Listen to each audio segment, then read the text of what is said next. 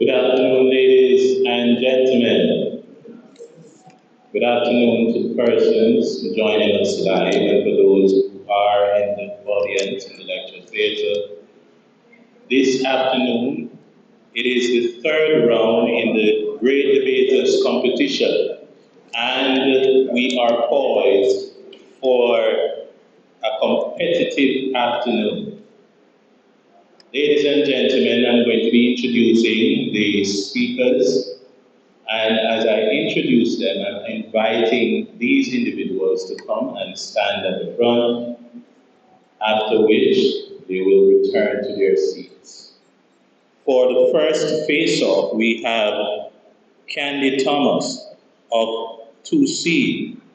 She's affirming the move. Person challenging Candy will be Javon Campbell of 4C, 4A. And he will be opposing the move. For the second face-off, we have Colleen Young of the Sports Massage Program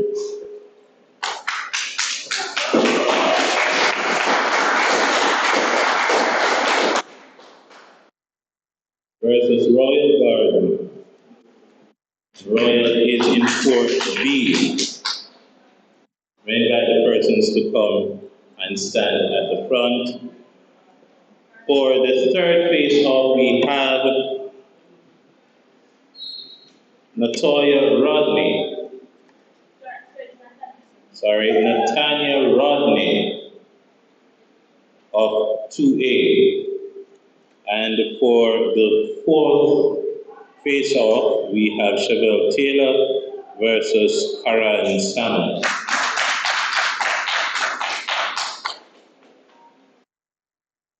Thank you, ladies and gentlemen. You may return to your seats.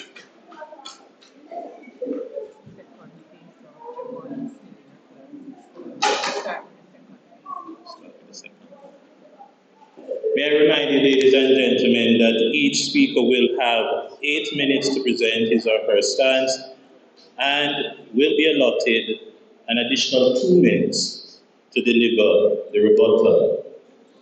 Each speaker has the opportunity to use a nugget, that is, an individual may be called from the audience to assist this person with their rebuttal.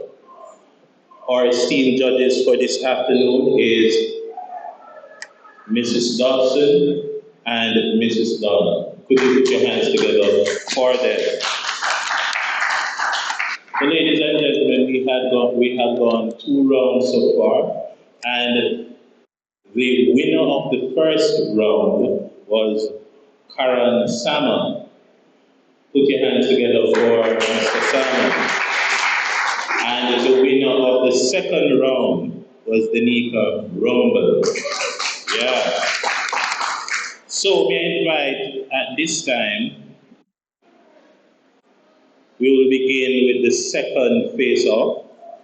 So may I invite at this time to debate the moves, juveniles should be tried and treated as adults.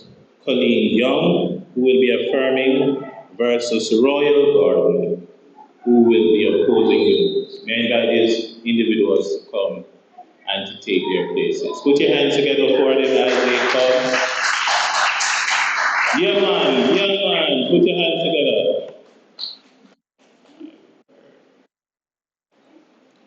Let's go.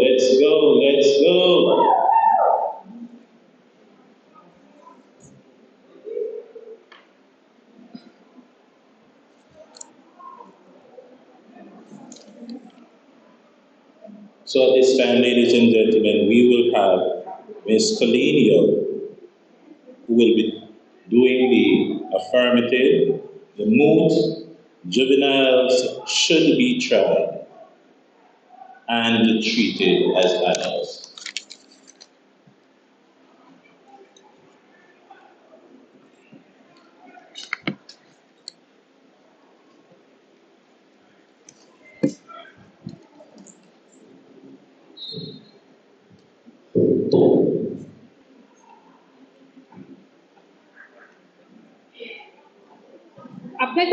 afternoon, my lecturers, audience, judges, and my fellow opponents. My mood for today is juveniles should be tried and treated as adults. According to the Oxford Dictionary, a juvenile is a young person, specifically under the age of 18. Young children should be tried and treated as adults, and I 100% agree. Based on my moods, when I say a juvenile, meaning a young person, but not any young person, I am talking about young persons committing a crime and they are known as a juvenile delinquent. I firmly believe in the saying, act like an adult, you get treated like an adult. By implementing the same severe punishment for criminally accused children and adults, we will reduce opportunities for juveniles with criminal intention to commit multiple harsh crimes because we are putting a stop to it before it gets worse. My opponent may lead you to believe that we are being too harsh on them and they shouldn't be prosecuted as adults. However, if there is no distinguishing factor between the actions of a child and an adult, why should there be distinguished penalties? They say they're a child but is committing the crime of an adult. Don't you think it's unfair for a child and an adult to do the same crime but get a different time? All because of what? He's a child? No. They say the person was able to do the act. The person was able to do the act. They should be able to be treated like an adult. People are saying they're young, so they don't know what they're doing. They knew. They just thought they would get away with it or wanted to prove them bad. Why should it be a case where we as a wider society support the idea of teens embracing adulthood in all things positive and progressive, but fail to apply the same principles in opposite situations? Recent studies by starting shows 38% of most heinous crimes are committed by minors. It goes without saying that trying and treating criminal minors will provide greater accountability and seriousness in the validation of our justice system. Before my opponent takes a stand to appeal that we are robbing the child of a potential fresh start, we must acknowledge the child himself may be a robber and robbing in his psychological core. They want to do the crime, they should do the time. Trying juveniles as adults helps to reduce crime rate. If they know how serious the consequence is, they will think twice. When a child is let off easy for a crime, they will continue doing the same crime, thinking they won't get in trouble until eventually they start doing worse. So when they suffer the consequence, others will know and won't do it. From the Work of Future website, it states some children are mature enough to commit a premeditated crime. A 10-year-old girl was babysitting a home daycare in Wisconsin. She accidentally dropped a 6-month-old child, which caused the little one to start crying. The girl panicked because she felt like she was going to be in a lot of trouble. So she decided to stomp on the baby's head and get them to be quiet. Officials said that the girl was able to control her behavior, which showed that there was a specific decision made to prevent consequences when taking these actions. My audience, does this sound like a child who doesn't know what they're doing? Trying these criminally accused children as adults will bring justice for extreme crime. Let's be realistic. The bad men and criminals nowadays are mostly minors and teenagers. And so what are you saying? Should we ignore the crime and focus on the age? Should we let them off easy for crimes that deserve the most severe punishment? Or should we let them walk free just to do it again? If my opponents come to argue that they can change and be rehabilitated, I understand. But I want you to understand that after a life has been taken, it cannot be replaced.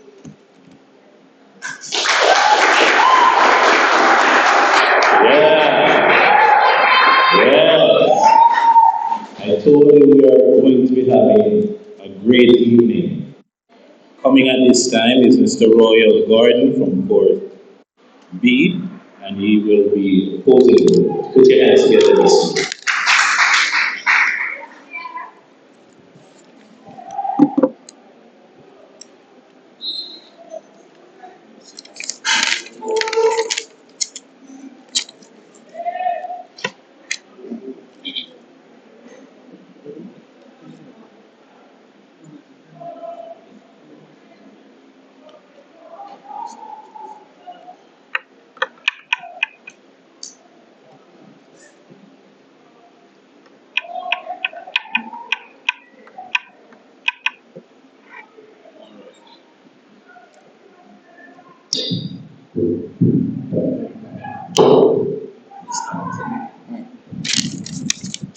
Honorable judges, respected lecturers,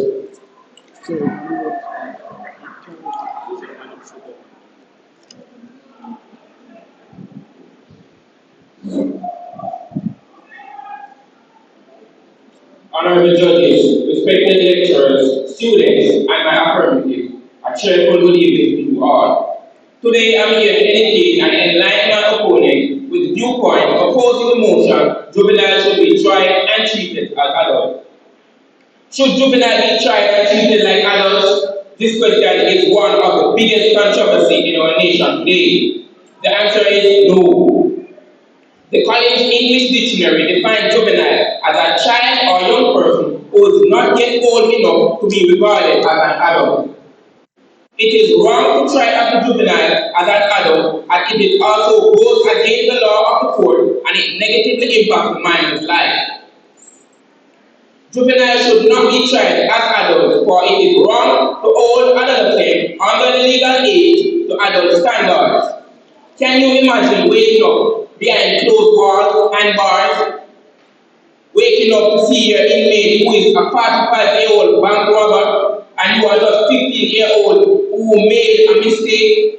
If a juvenile gets in trouble for a crime that he or she commits and must get tried as an adult, this would not only affect him or her as a person, but would also affect others around them.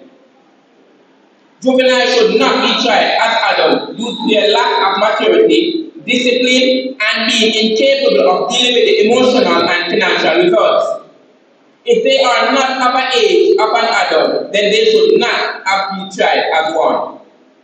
Doing this would be defeating the whole purpose of the juvenile court. Treating them as adults, meaning that the juvenile court would have to be abolished. Tried and treating this would be the court system contradicting itself and going against the Juvenile Act. A basic assumption underlying the juvenile court has been that juvenile offenders shouldn't go through the adult criminal court. The juvenile court was created to handle juvenile offenders based on their youth rather than their crime. The purpose of the juvenile court is the treatment and guidance rather than punishment. While young people must be held accountable for serious crime, the juvenile justice system exists for precisely that purpose. Funneling more youth into the adult system does no good and much harm. Punishing minors the same way we punish adults does not advance public safety. Research also shows that as youth mature, they are sustainable, less likely to reoffend, locking up children in years will extend their incarceration well beyond the time needed for them to be rehabilitated. My speaker, juveniles do not even receive the same rights as adults in the first place. So what makes it sense now to try them in adult court? Aren't there a juvenile sector for this? These juveniles should have the opportunity to be rehabilitated in a positive manner, for they tend to come from troubled households and violent neighborhoods. In over half of the cases, these troubled kids don't know any different way than a life of crime when surrounded by both social and environmental factors that influence their delinquent action. Trying juveniles as adults gives them an open opportunity to associate with violent offenders and a chance to become victimized or assaulted. Research has shown that the rational part of the brain doesn't even develop around the age of 25. Juvenile delinquency is a major fact in the world today, but incarcerating mere children as you would a grown man or woman, regardless of the severity of the crime, it is an immune thing to do. mind would be corrupted, aid in developing these children into the killers they are placed with in the bed. If juveniles are not allowed to think, why should they be tried as adults? If juveniles are not allowed to smoke, why should they be tried as adults? If juveniles are not allowed to partake in adolescent activities, why should they be placed around adults in prison? Thank you. Thank you very much, Sir Gordon. At this time, ladies and gentlemen, the individuals will have 2 minutes to prepare their rebuttals. Either party has the opportunity to invite someone from the audience to assist.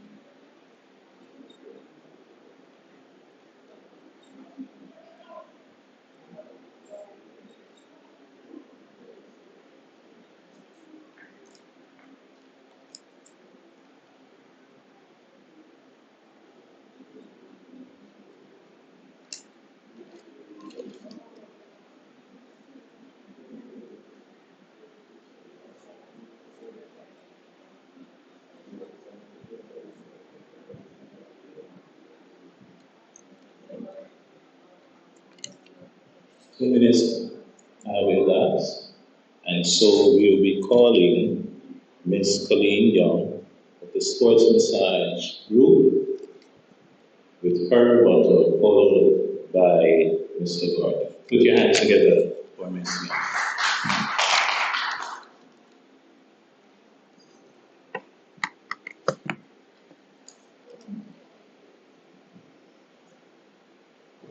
Let's start it off. Kids are not supposed to drink and smoke, but how much of them you actually see there? You see them every day, don't it? Alright. So, they say children are not fully developed, right?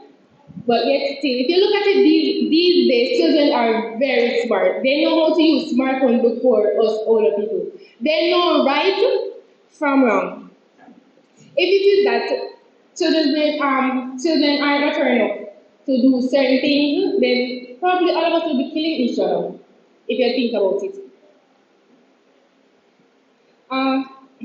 They say that justice is against the law. Yeah, it's against the law to treat juveniles as adults, which is why they're trying to change it because they know what they're doing is not working. So when it's changed, instead of crime of children of like saying 15% killing doing crime, maybe it will lessen to about 5% doing the crime because they know about the serious consequences these days.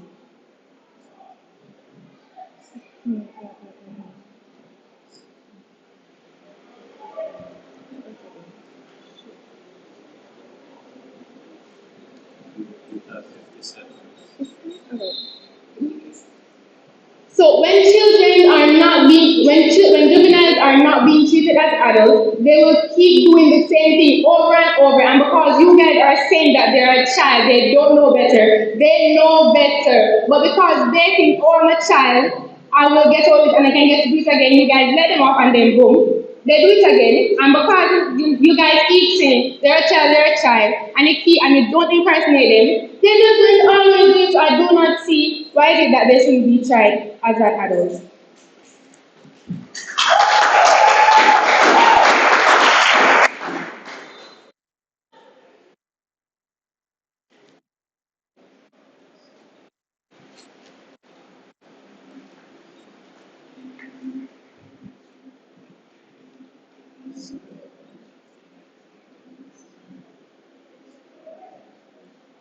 Okay, you said that a child know what they are doing when they do these crimes. But studies show that around juvenile age, the child does not fully develop their psychological abilities. You said act like an adult, you get treated like an adult. The child care act stated that a child is a person under the age of 18, not over. A child is generally immature. You cannot compare a child to a grown adult as they are in their right to be tried as a minor. You mentioned that 30% shows that most of the crimes are committed by parents. Child do the crime, they should do the time. Should they leave the crime because of the time? What is there to deter? I'm sorry. If you try as an adult, it reduces the crime. You stated that. What is there to determine that a child tried as an adult reduces the crime rate? Are children committing a great percentage of the crimes where it is improved? Thank you.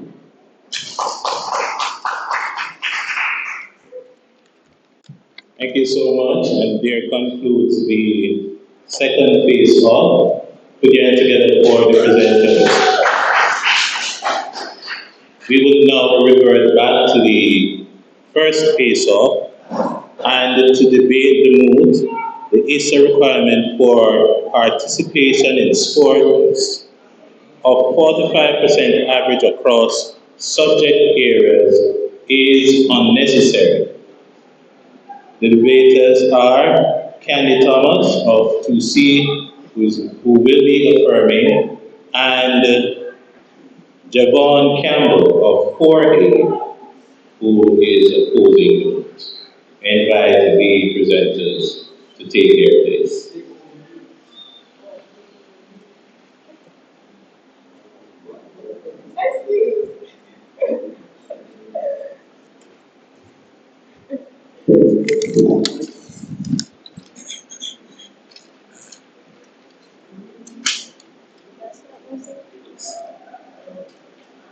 Good afternoon, esteemed judges, college mates, opponents, wonderful guests, ladies and gentlemen. My moot for today is a requirement for participation in sports of 45% average across all subject areas is unnecessary. According to the Oxford Dictionary, participation is the action of taking part in something, and an athlete is a person who is proficient in sports and other forms of physical exercise. I am fully supportive of the idea of kids attending school to learn, but that is solely from an academic perspective. School is where children learn the fundamental skills that will help shape them back as an individual. It is where they will begin the relationship that will allow them to fall back on something sturdy. Should their athletics career come in not, schools can be the foundation for a very successful life. However, from a more holistic perspective, it is just a deny a student athlete the right to use all the talent available to him or her just because they are unable to matriculate academically to their full potential. My opponent will try to persuade me into thinking that with this rule, it is necessary in all certain areas. Student athletes should score at least 45% average. 45% average. Please note, my audience, 45% is not even half of the passing grade, which means if my opponent tries to say otherwise, it will be completely foolish. and 45% average is considered a fail, but despite everything, they will need education in the real world just in case they get injured or have to fall back on their subject they've earned. But my opponents, don't you think this is bias to only subject this rule to student athletes only? With this restriction in place, it will deprive athletes that actually have a love for their talent from achieving certain opportunities in sport. Not all students attending schools will have achieved the exact academic standard. That is one of the reasons why we institute a grading system to measure their learning levels. Not every student runs fast or is an exceptional soccer or netball player. Does the lack of athletic powerlessness mean that we neglect a child who is not meeting the required academic standard? This is what is setting back our school system across the globe. ISA should communicate with this. ISA should communicate with schools to help prepare youngsters for the world beyond their academic learning. Whether as academics or athletes. Why then should educators subject their students to public humiliation by denying them the right to pursue either of their goals? For the students, as an alternative learning program by identifying any shortcomings they might have regarding to the regular school curriculum and continue to encourage them to meet their goals, whether academically or in professional sports arena, where they can also earn a living. My opponent, I must say, the decision makers need to get their heads off the cloud. High school sportsmen and women are the only people subjected to these standards. No one checks who has the required grade in all subject areas when a student has to represent their school in dramatic arts. So why then the athletes held to this higher standard? Odin's key was accepted as Woolman's because he could run really fast, and over the years, based on his academic achievements, not much seemed to have been done to help him achieve his full potential as a student. He was even allowed to attend sixth form, even though it was apparent that he had not met the required standard. Why then at this late stage, he was virtually out the door? Is he now being brought to books and then denied doing that he does best for Woolman's and he has been doing Woolman's, he has been running for the past few years for Woolman's? My opponent, what about other students in performing arts? Why aren't restrictions being held on them? Athletes are the ones at least that are not being able to participate in championships are being sacrificial now. In Jamaica, in this time and age, 45% of the standard requirement for student athletes is unnecessary. Majority of the schools in Jamaica do not have the resources to guide the student athletes academically, which needs to be in place before putting a percentage on their academics. Of course, no school wants a so-called dull or uneducated athletes, so they say. But instead of putting a restriction on them, help and encourage each student athlete to strive academically, find out why they aren't performing to the standard, and push them to do that academically and to do what they love. Running opened up a lot of opportunities for me coming from a family that didn't know about college. He says, if it wasn't for running, I probably wouldn't have gone to college and I wouldn't be where I am today. This is a quote from a cross-country student athlete from William X University, that is in Oregon University, USA. Illustrate one of the more compelling arguments in support of student athletes. Athletic competition can provide educational opportunities to young people who would not have otherwise attended college. It is common for coaches to recruit a prospective student athlete because of his or her exceptional athletic ability, even if he or she has marginal academic qualification. Indeed, most high schools and universities have provisions for specially admitted students who would do not qualify for the regular admission just to win a championship. Those students include not only athletes, but also artists, children of donors, or political figures, celebrities, or friends of campus administration and agencies.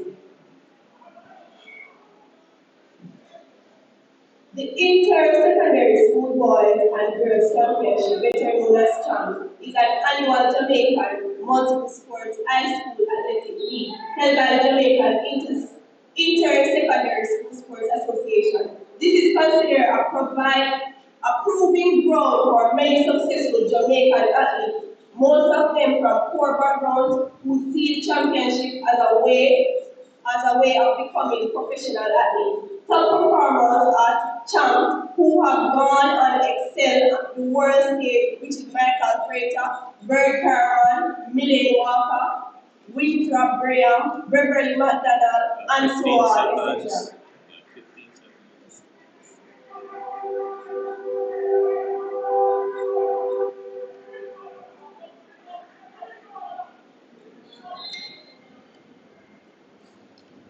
Let's face it, making a transition from high school academic prodigy to a successful professional athlete is a cat-carrying exercise. It is impossible. Behind the glitter of an NBA championship lies the usage and disappointment of a number of athletes who suffer from undiagnosed learning difficulties and are overworked by pushy coaches and discard when they do not meet the eligibility criteria set by ISA, which is 45% academic average, is at least 4 subjects and under 85% school attendance rate. These athletes come from a society where 2/3 of the general population is living below the poverty line, as stipulated by the United Nations and colonial standards. Education system that is woefully unfunded due to the country high debt.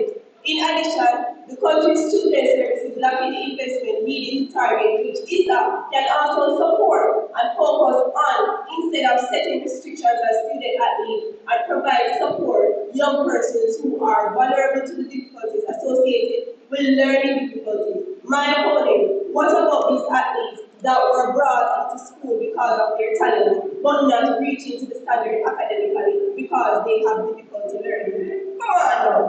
Get your head out of the club. Thank you.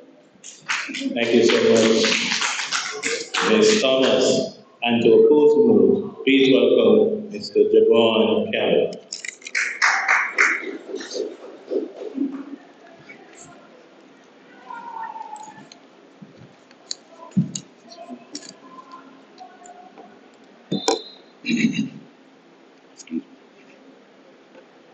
Good afternoon, judges, members of the jury. Let me first define the state participation. Participation, according to the Merriam-Webster Dictionary, is defined, or a participant is defined as a person who takes part in something, while the term athlete is considered as a person who is proficient in sports and other forms of physical activity. As I, the opposition, stand forth, I believe that placing a 45% mark in it for students to compete in the ISA competition is indeed the most righteous way to go. My government, don't you see, you speak of holistic development, but you're not seeing that the holistic development speaks to the mind, body, and soul. Which college do you attend, my government? What does your motto state? A sound mind in a sound body, which speaks to the mind and the body reacting.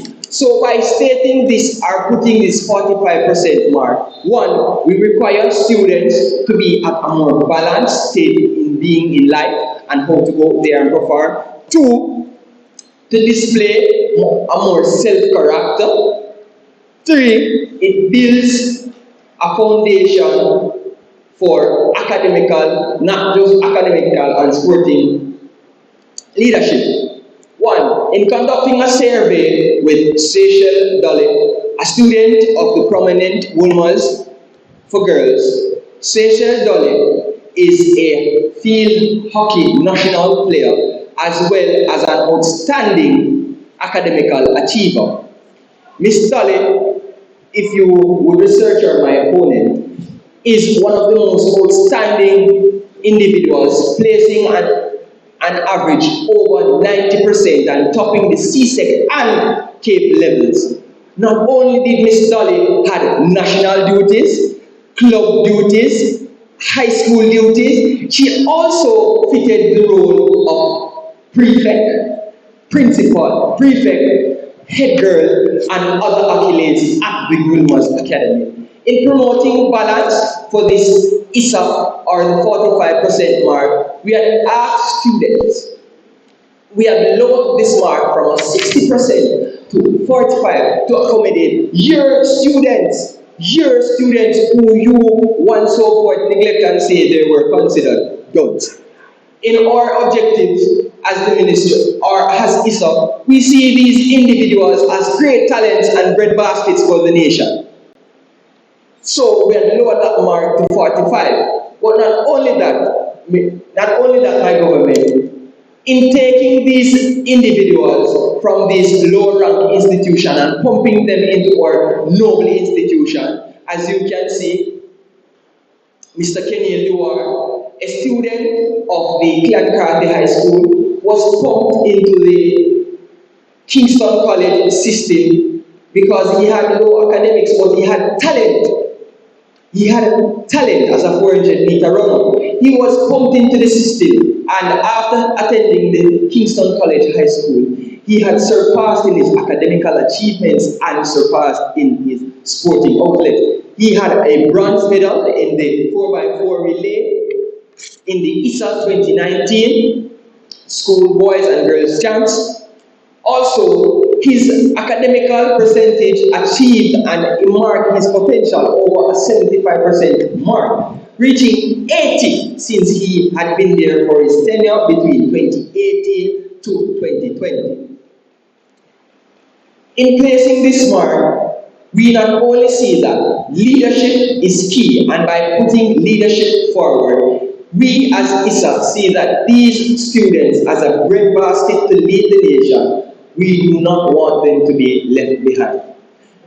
My government, are you an athlete?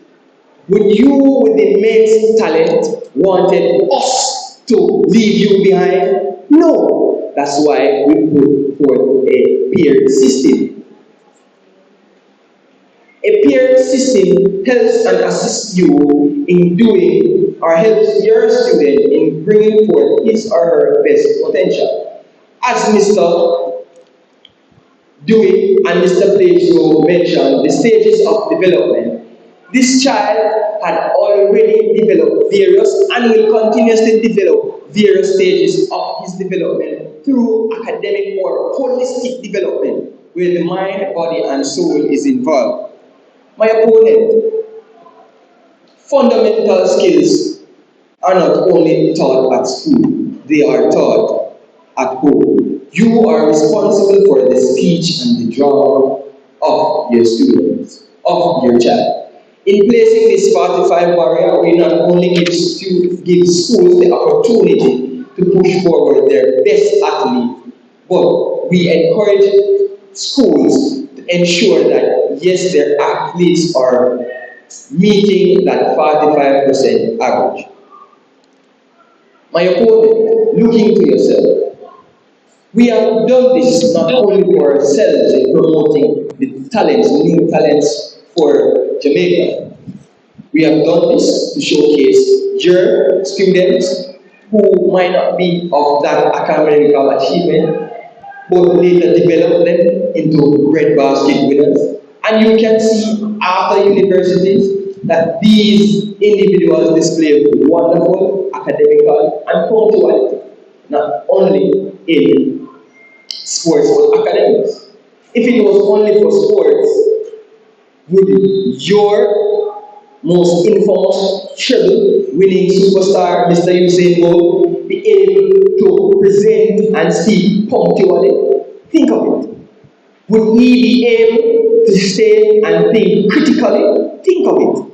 Would he be able to say, yes, after getting out of the blocks, this is what I am supposed to do? No. Think again. Academical and sporting things do this.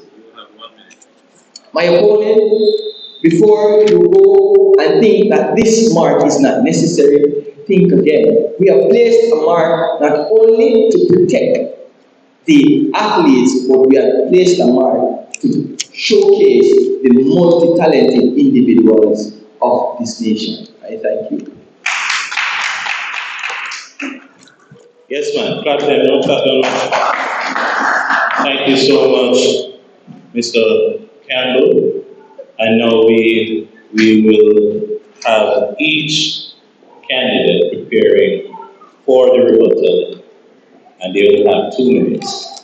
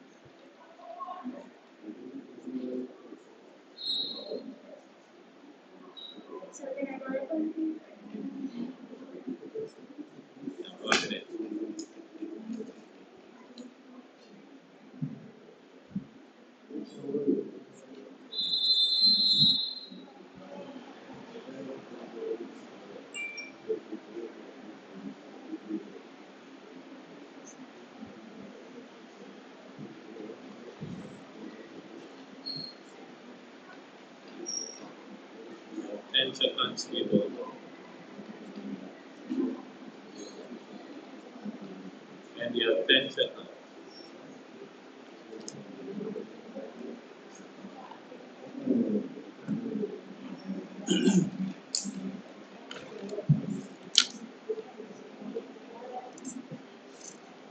And now we will have Ms. Candy Thomas of 2C to do her rebuttal, and this will be followed by Mr. Javon Campbell.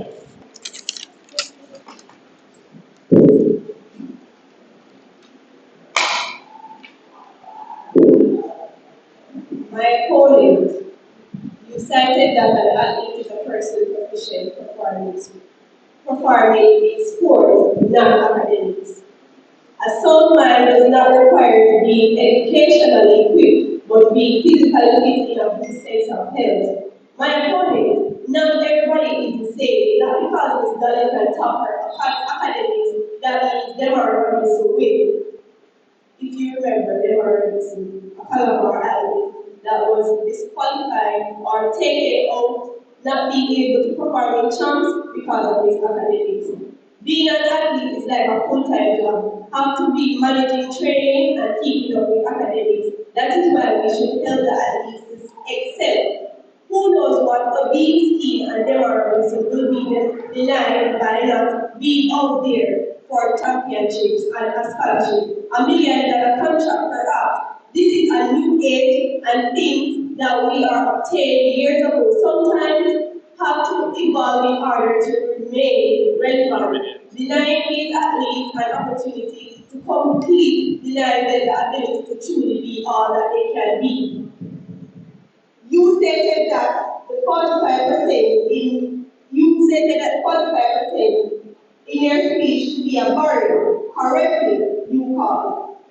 It is a 45% barrier. So you admit to it, barring them from competing. That is what you're admitting? Thank you. Thank you so Thank you so much, madam.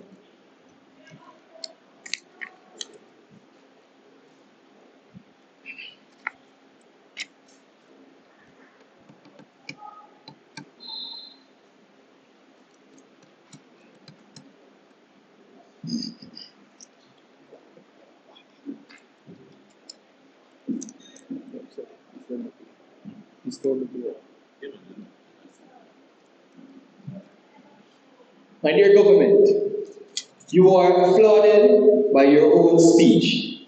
It seems that you have not drawn proper recollection of what we have said.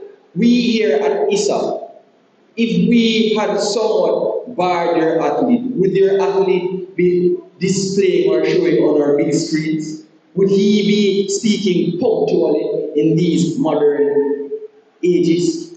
Is your athlete academical performance not developed enough? Then if your athlete is not seen has passing this 45 mark, why after high school your athlete is given the status of doctor, honorable, professor? What has your athlete done to achieve this? Your athlete has done phenomenally in his performance, not only competitive, but his academics as well. Your athlete must know how, where, and when to run. Your athlete's critical thinking is developed very well. His speech and vocab is developed very well. My athlete, the athlete which you speak of, where is he now? What is he doing? If you ask him to speak in front of you and put his accolades on the table, he will tell you after attending his high school and leaving, he has achieved and surpassed his academical status. We here at ISA has placed a 45 mark for you to showcase your athlete. You speak of the holistic development and not everyone being competitive, but we speak for peer development and place it at this 45 mark. I thank you. Thank you so much. Let's get together for Miss Thomas and Mr. Campbell. Clap them on, clap them on. All right, so the organizers have instituted a very interesting and dynamic segment within this debate competition. And for the first time in this round, ladies and gentlemen, you will have a chance as members of the audience to debate the moods with a presenter. So here is how it will work. We will have one presenter for the third face-off competing against you, the audience. So you have a chance by saying point of information to ask any questions in your opposition to what has been said. All right? So to debate the third move, which is committing children to the care of the state does more harm than good, please welcome Miss Natania Rodney. She will be affirming the move, after which you have a chance to object. I'm no opposition. I'm no opposition. Oh, my apologies. She's opposing the move, right? So let me say it again.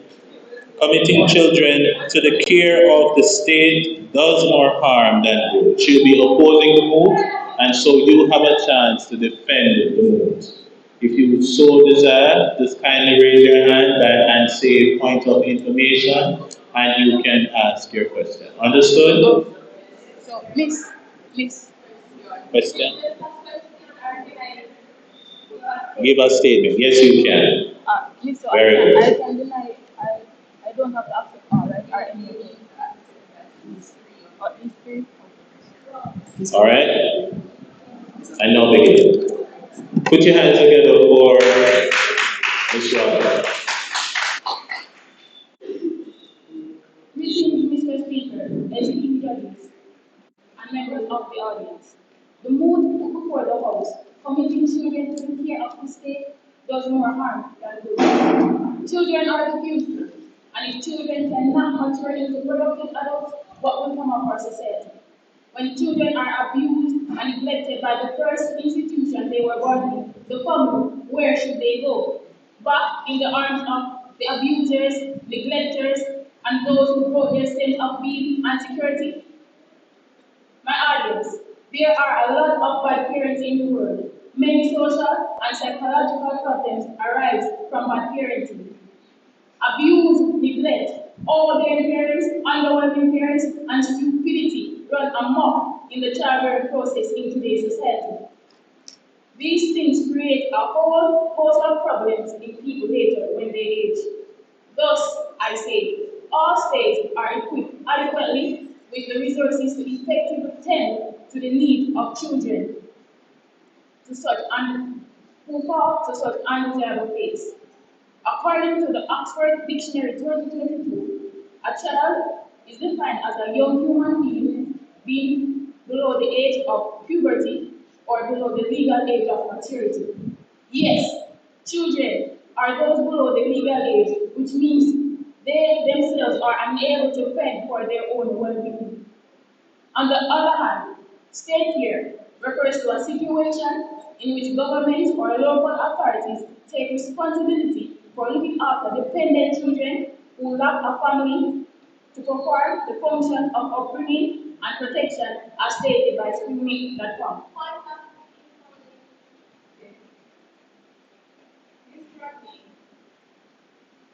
about teenagers who have been molested and their children or child is taken away from them by state care?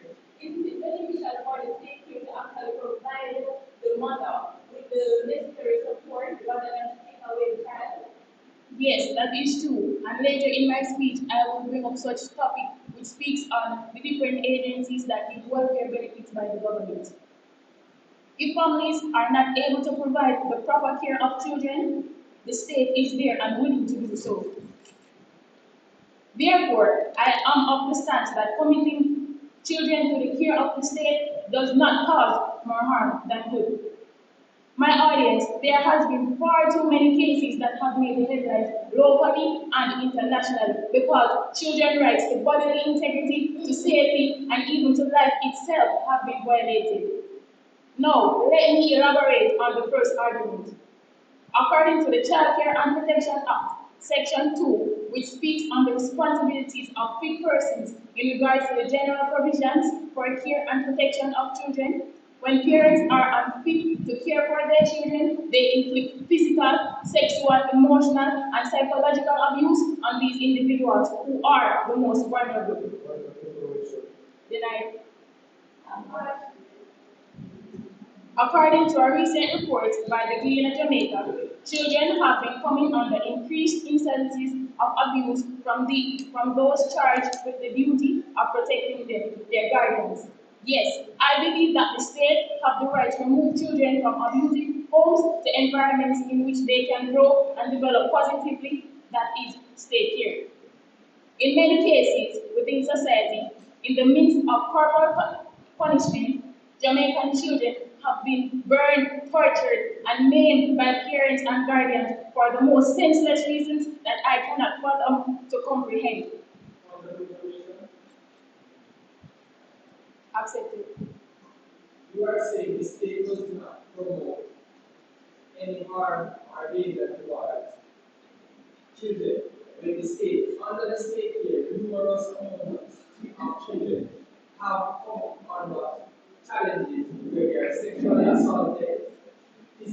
abuse and robbed. In an article published by the New York Times, a child by the name of Lemar Montreal was sexually harassed and abused under the state care of New York City.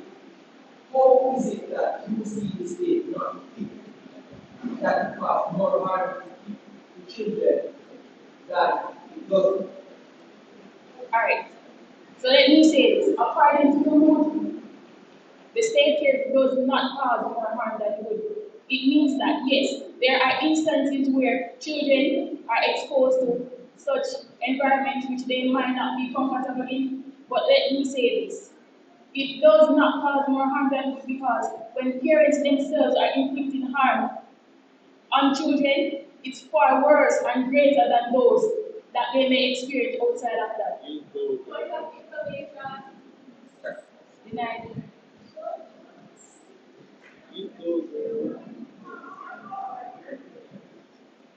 Many incidents occurred on this very island. As reported by the Gleaner Jamaica, a 15-year-old girl was beaten and choked for attending church by her father who does not believe in God, while a 14-year-old girl was burned with a pot for not washing the dishes correctly. States did not randomly take children in their care because of simple matters. Rather, the immense level of abuse inflicted by those charged with their care and protection. Yes, society at large will play a blind eye to the breaking down of the future which children hold within their innocence, their eyes, their breath, and their minds. State care cannot pose a threat to the development of children when parents and guardians themselves, in most cases, are unfit to care and nurture for their offspring. According to UNICEF, 68 of every 100,000 Jamaican children are victims of violent crime, which in most cases stem from the home and the community. Some 80% may experience psychological or physical violence administered as discipline, which is what they call corporal punishment within the home. Accepted. Doesn't the state promote more absence of fathers and mothers, which leads to psychological and mental damages of these children under the state care? Can you please elaborate? Under the state care, it promotes less fathers and mothers in the livelihoods of their child, as this as the fathers and mothers not in the livelihoods of their child promotes more psychological and mental damage for students or children under the state care. All right. So, do you believe that within abusive homes, children are supposed to be remain there until they are of age? I don't believe so. Substantial evidence that children receive less care within the arms of their family than within state care. Lest I say this, isn't that enough reason for the state not to do more harm than good? My audience, please open your eyes and see that even though the state is ridiculed, they have saved many children from fates worse than previously mentioned. Secondly, state care agencies function to alleviate the burden faced by children living in homes that are not financially able to tend to their essential needs. The sole vision of the UNICEF Jamaica chapter is that every Jamaican child is adequately protected from the detrimental impact of poverty and exploitation and benefits from equitable policies. According to statistics recorded by the UNICEF, 1 in every 4 of Jamaica's children live in poverty in deplorable conditions and fit for humans.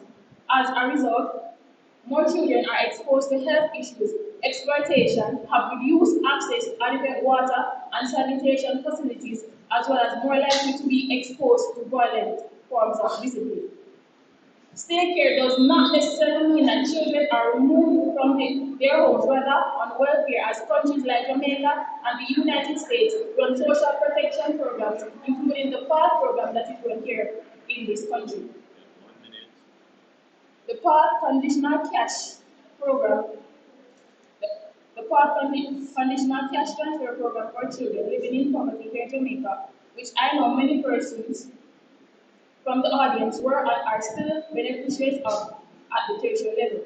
Yes, committing children to the care of the state does not mean they will be removed from their homes. Rather, agencies such as the child development agencies, among others, have assisted families to break the cycle of abuse, neglect, on children by community intervention programs. My audience, it is imperative that you listen keenly because the state is not the threat, rather the solution to the issues of poor parenting, which results in every kind of abuse known to man, on the generation that needs the most care, as many fall victims to poverty based on association rather than choice. No one gets to choose their parents nor the family they were born in. Yes, the state of Jamaica, among other countries, systems of state care fall short, but not to the extent of the conditions inflicted by families and caregivers of children within the home. The state has the right to take children within their care when parents and guardians are financially unfit to tend for their needs, and in most cases, abusive households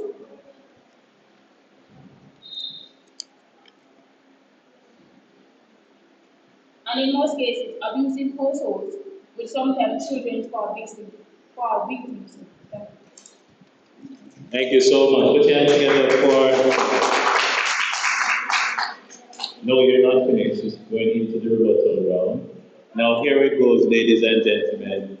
There, you have 2 minutes. An individual from the audience can offer a rebuttal to the speaker who has opposed the vote. And so 2 minutes will be given to both the opposing speaker and a member from the audience. All right? We have 2 minutes on the clock. 10.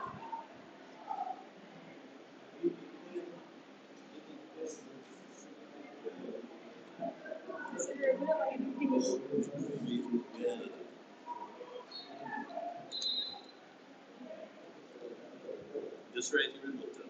I try people points on the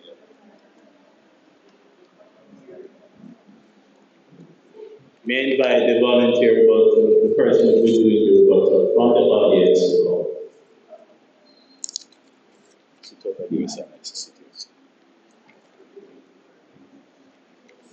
Ladies and gentlemen, the volunteer from the audience who will be doing the rebuttal will be presenting first.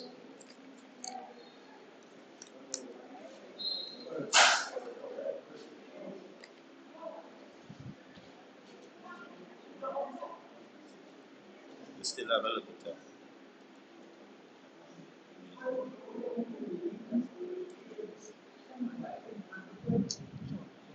Much of it, please. You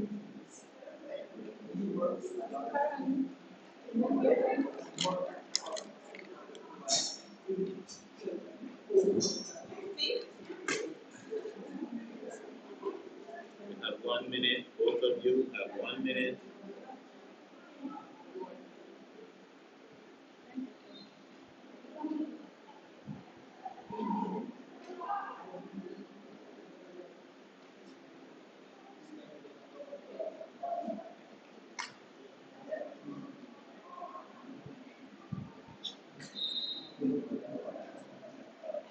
Thirty seconds.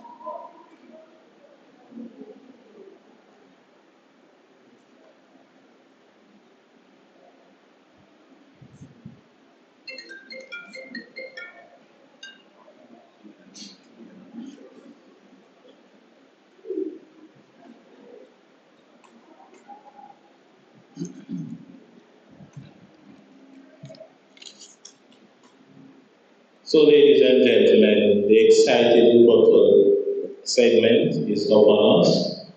I'm going to invite the member from the audience, Ms. Marjorie Gordon, to do do her presentation at this time, and this will be followed by Miss Robbie. Put your hands together for her. You want to examine? Yes, please. All right.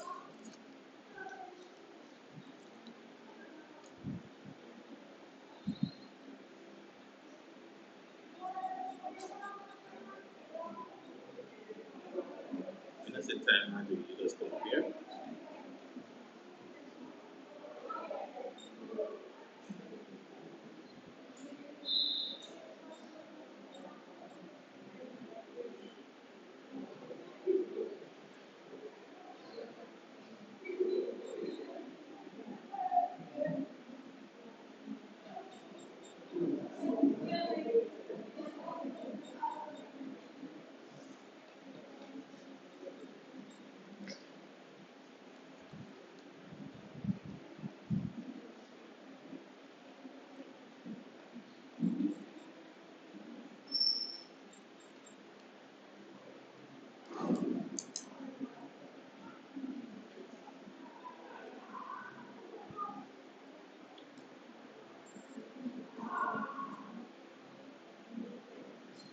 Time.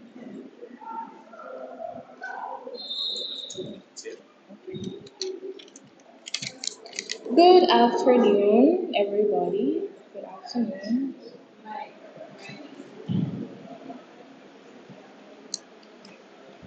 Children going into state care is like taking them out of hot oil and putting them into fire.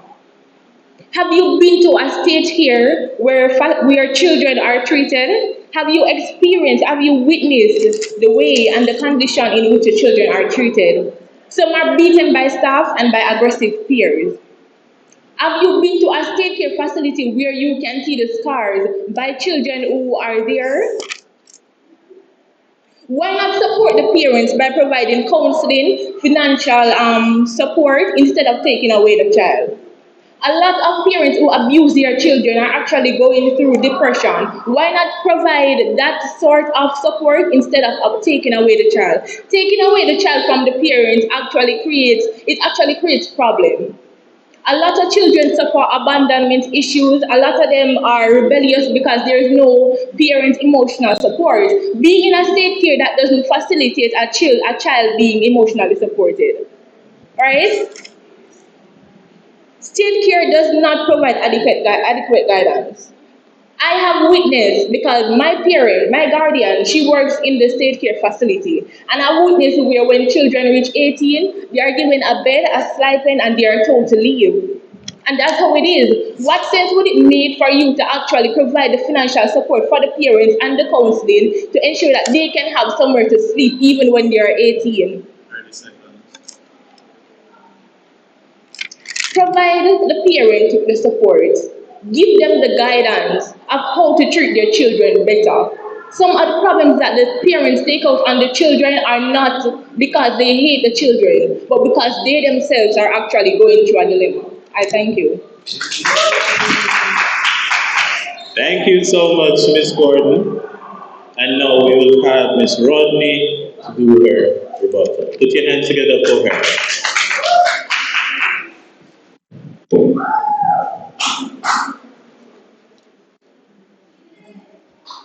Yes, ma'am. My opponent, you mentioned that taking children from hot water to hot water makes no sense. But have you been into the homes where children are being abused? Have you seen the parents in the act of abuse? The state is committed to adequately provide care for children when parents and guardians fail to do so. Thus, the state cannot cause more harm than good when parents themselves drive away children from the home by verbal, emotional, and physical abuse to become homeless on the streets which are not safe to fend for themselves. You may be of the view that state care breaks down families and breaks down individuals who are the children within those facilities, but children most times are denied in the homes where they are raped, beaten, and scarred by those who they call mothers, fathers, sisters, brothers, aunts, and uncles. I am in outcry. Society grapples with the effects of poor parenting, which denies the right for children or future to undergo the development they require to live happy, fulfilling lives. And you also mentioned that the state should provide rehabilitation efforts. And yes, there are many children advocate agencies which implement different programs that assist parents in the act of parenting. As you know, Jamaica is a country where it lacks poor parenting skills. Thus, the government have implemented programs such as the FAST beneficiary programs where low-income families can benefit. They have also undergone community development activities in which parents are the main targets in promoting safe care and protection for the children that they were with, the children that they are raising. Children most times fall worse fate than within state care. Have you thought about that? Therefore, committing children to the care of the state does not cause more harm than good. Good job. Put your hands together for her. She's the only one that has challenged the entire audience and has done well. Hey, you put your hands together and clap the lady now. Yeah, man. It's a brave soul that would have taken on such esteemed audience. Great job. Thank you. And now, ladies and gentlemen, we're at the final phase of the moot is the rights of many supersedes the right of the few. We now have Ms. Chevelle Taylor of 2C will be affirming the moot. My apologies, 2A. And Mr. Karan Saman of 3D will be opposing the moot. Please put your hands together and welcome Ms. Chevelle Taylor.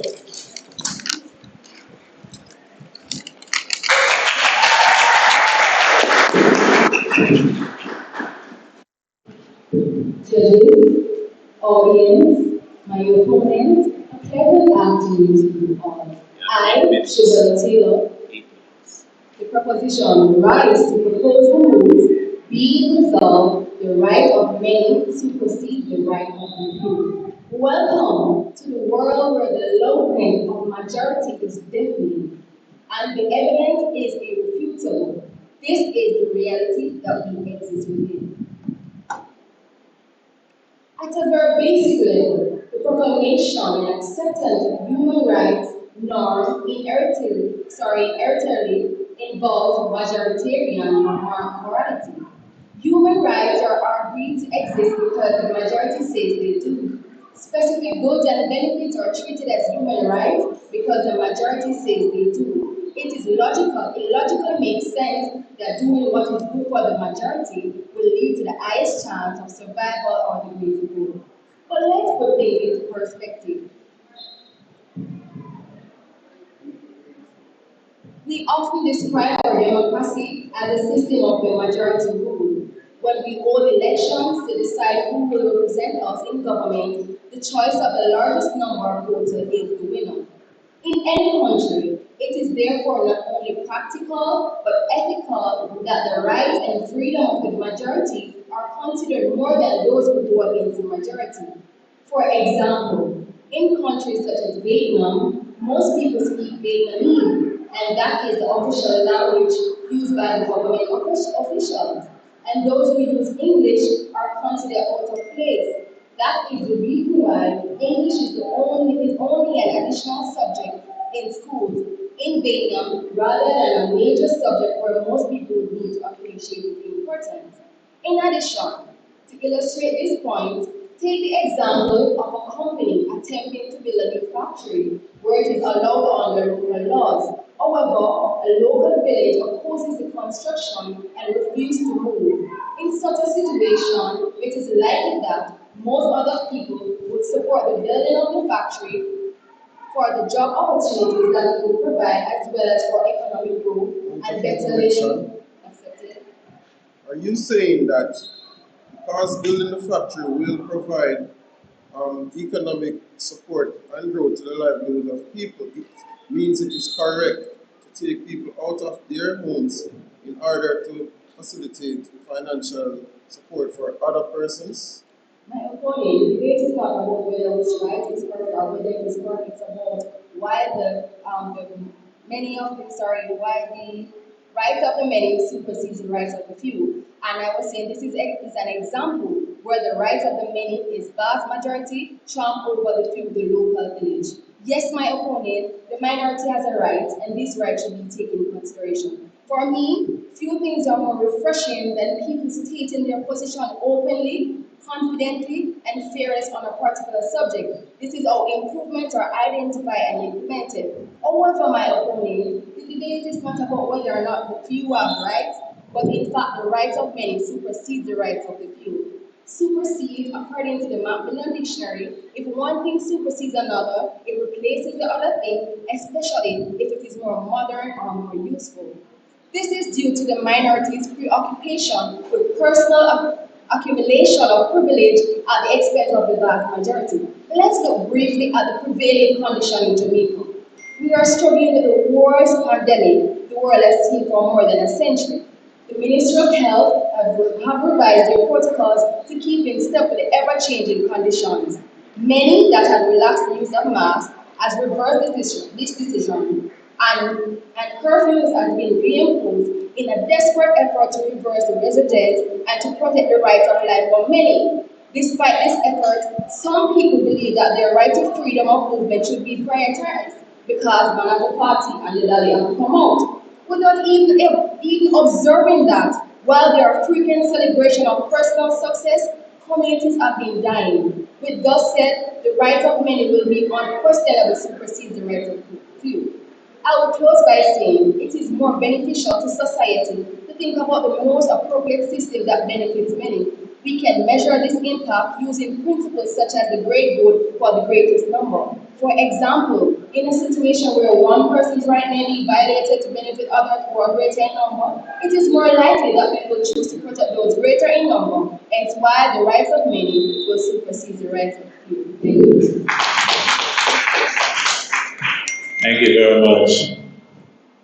And now we will have Mr. Sun opposing the vote.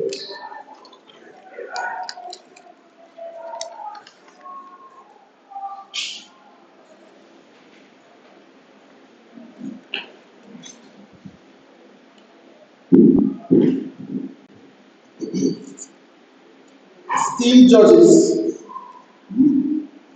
Mr. Speaker, worthy opponents, and members of the audience, good evening.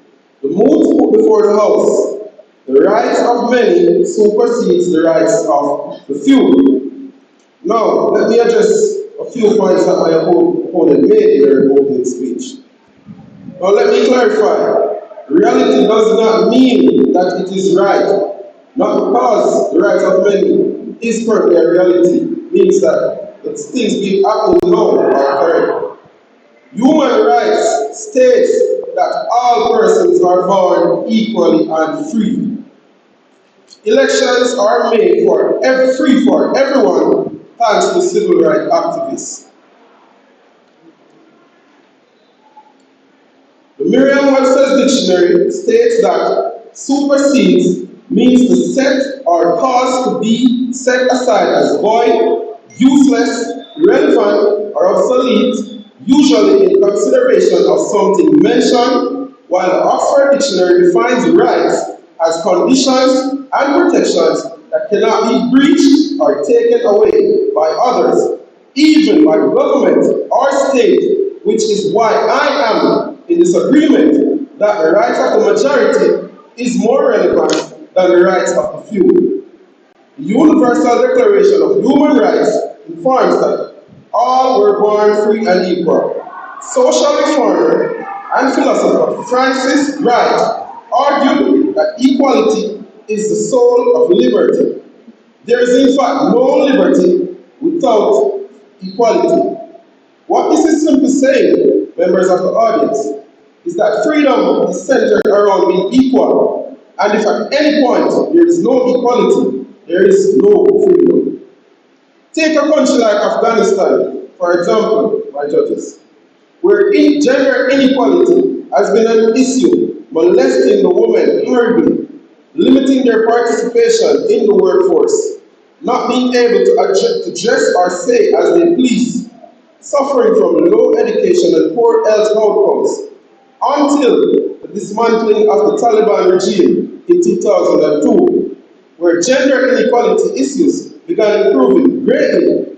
Women are now getting more seats at the big table, such as the UN Convention and so on. My opponent will nonchalantly try to argue the point that if majority of the population benefits from rights agreed upon by virtue of their constitution, then the minority should suffer whatever decisions are made simply because majority rules. While I will agree that in a lot of cases, the rights of the majority seem to come out on top, the dedication, persistent, fervent fight for rules to be amended by civil rights activists or groups such usually results in the laws being overturned. Using Martin Luther King, for example, where he is largely responsible for bringing into effect the Civil Rights Act of 1964 and the Voting Rights Act of 1965. Madam Speaker, worthy opponent, members of the audience, and my judges, we all know how it is with people of color and race. Even though the Civil War officially abolished slavery a little around the 1960s, the minority, which were blacks, was still experiencing discrimination and suffered devastating effects of racism, especially in the South. And in this period, whites were the only people allowed to cast votes. And this, my opponent, is why Martin Luther created the Civil Rights Act, which banned discrimination in the workforce and public accommodations based on race, color, religion, or national origin. And the Voting Rights Act protects African Americans their rights to vote. So let me ask, should we just do away with logical thinking and reasoning? What if the majority is blindly in need of a decision that is detrimental to all, and the few is vying for good? What are you going to do? Do you then throw your humane sense of being and make rash decisions, feeding the request of the majority? Let me inform you, you cannot go against the constitutional rights of a person, as all Jamaicans have a right to not be deprived, except in a situation where a person has been criminally convicted or sentenced before the court of law. Because no set of people is superior to none, especially regarding the Charter of Fundamental Rights and Freedom Act of 2011, which acknowledged that no person shall be deprived of his liberty except on reasonable grounds and in accordance with fair procedures established by law in certain circumstances. So my opponent, you cannot tell a man he is not eligible to learn in the same environment as the majority because he is from the group of the minority.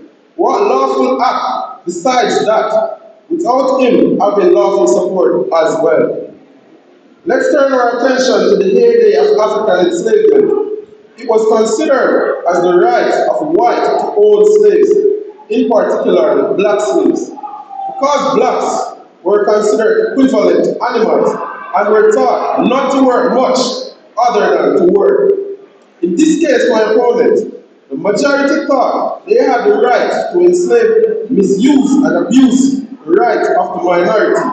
But we know from history that the minority understood their rights to freedom and their work just as the majority did. So they fought tooth and nails tirelessly for their freedom, which was given to them in 1865 in the United States and 1834 in Jamaica. So this goes to show, Mr. Speaker, the rights of the majority will not supersede the rights of the minority at all times. For with much dedication, perseverance, gritting and grinding for one's right to be realized is achievable among the minority. I rest my case.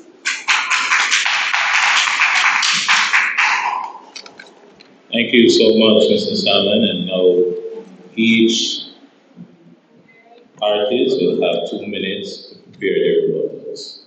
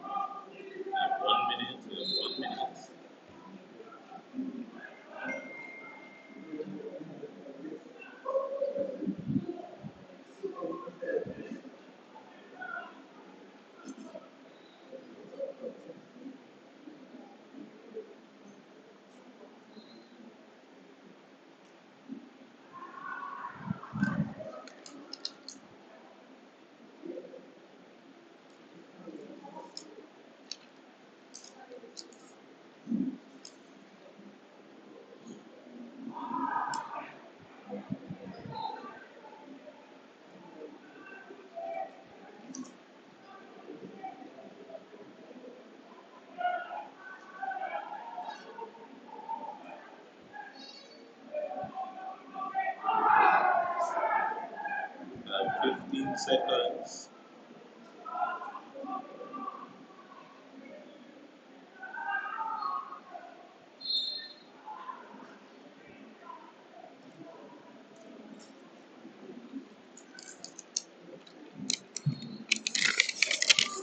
Ladies and gentlemen, I now invite Ms.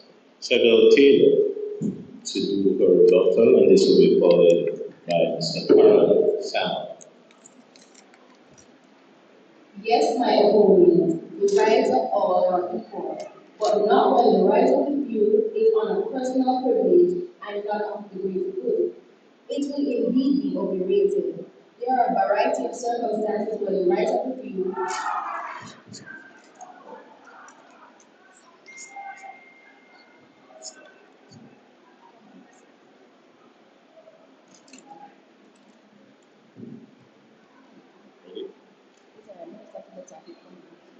sorry. Yes, the minority fights for their right because it is the norm for the right of the many to supersede the rights of the few. Not saying that the majority is always right, not saying that the minority is wrong, but we are part of a democratic world where majority rules. I thank you.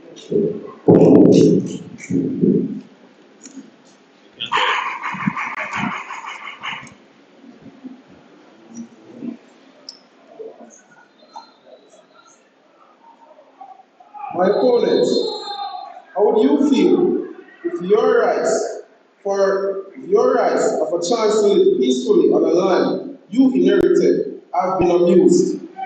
So, you have your right to think that you are right, but it doesn't mean that you are right. If I decide I want to take your food and eat because I am stronger and bigger, does that put me in the right? My fellow opponent, are you supporting an act of discrimination? I hope not, because Article 30 of the Human Rights Declaration states that there is no document within its statements referring to anyone having the right to do so, to do anything that would weaken or take away the rights listed within it. The right to freedom is a right of the Constitution. The rights of many tramples the rights of those who cannot speak out for themselves, which is why the majority-minority issue has shown records of war and bloodshed from history. The minority must be considered. The minority must be considered. The minority are still individuals with rights and not wildly disregarded roaming animals. I thank you. Thank you so much. Put your hands together for all the debaters this afternoon, ladies and gentlemen. And as we come to the point where the announcements will be made, I want to just thank each member of the audience who are physically here and also persons joining us online. I also want to big up the organizers and judges of this competition. Put your hands together now and receive Mrs. Dobson, a member of the panel of judges. She'll be coming to make the announcements. Put your hands together for her.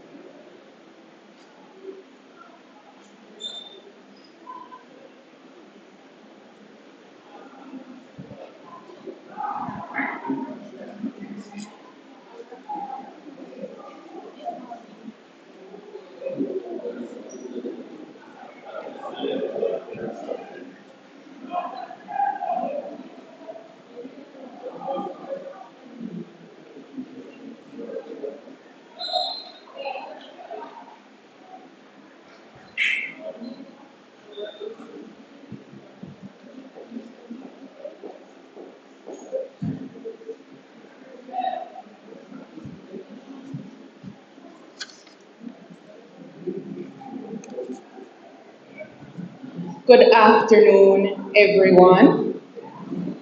We want to thank the audience for the support that you have been giving over the weeks to the debaters. We really appreciate it, and we appreciate the energy that you bring.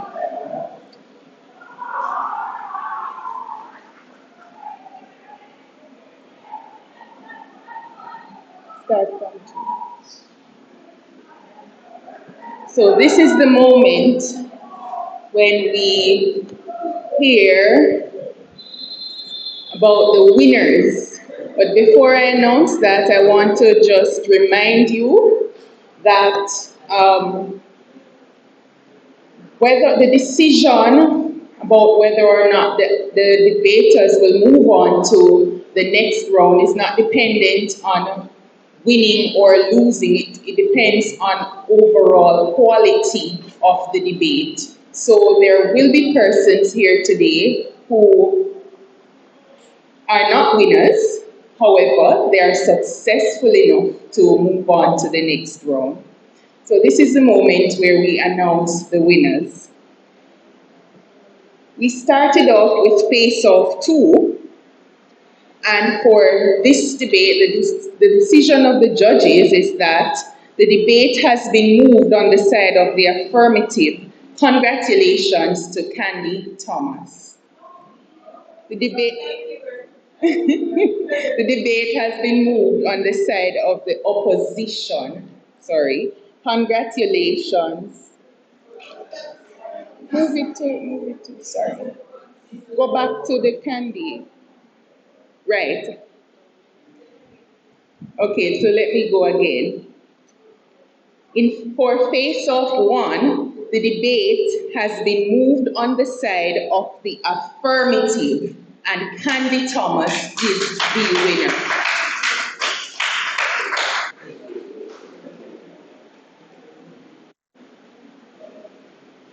For face-off 2, the debate has been moved on the side of the opposition. Congratulations to Royal Gordon.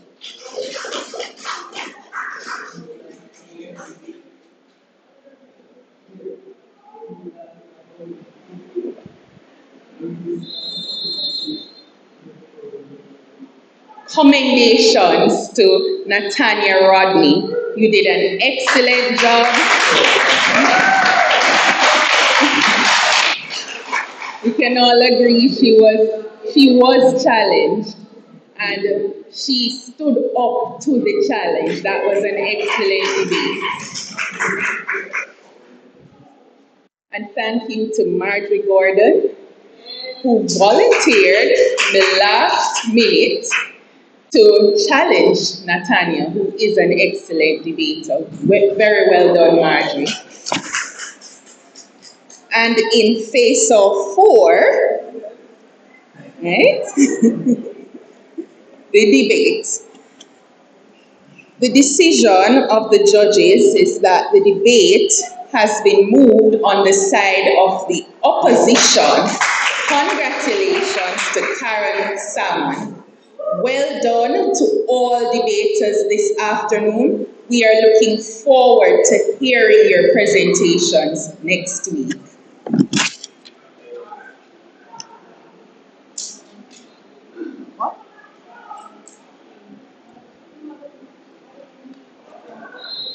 Only 6. In week 4, only 6 debaters will move forward. The debaters who will move forward, the decision will be announced on Friday of this week.